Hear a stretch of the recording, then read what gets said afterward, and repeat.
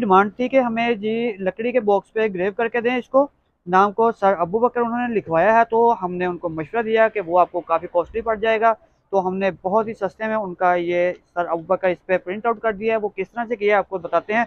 कि देखने में जितना ईजी लग रहा है उतना ही हमारे लिए मुश्किल भी था और आसान भी था। वो किस तरह से वो आपको बताते हैं। तो ये हो गया, ये हमारे पास डाइज अवेलेबल हैं पहले से ही।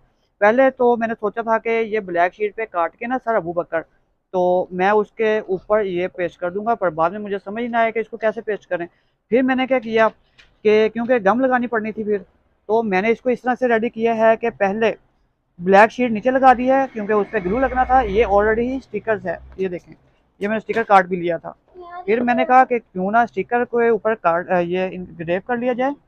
तो ब्लैक को मैंने फिर ग्लू के साथ लगा लिया और उसके ऊपर ये स्टिकर पेस्ट कर दिया। तो इस तरह से ये बड़ा इजी रह गया मेरे लिए। अगर आप भी इस तरह कस्टमाइज कार्ड बनवाना चाहते हैं तो हमसे रब्ता कर सकते हैं। हमारा व्हाट्सअप नंबर है 0312497086 3। अल्लाह हाफिज़।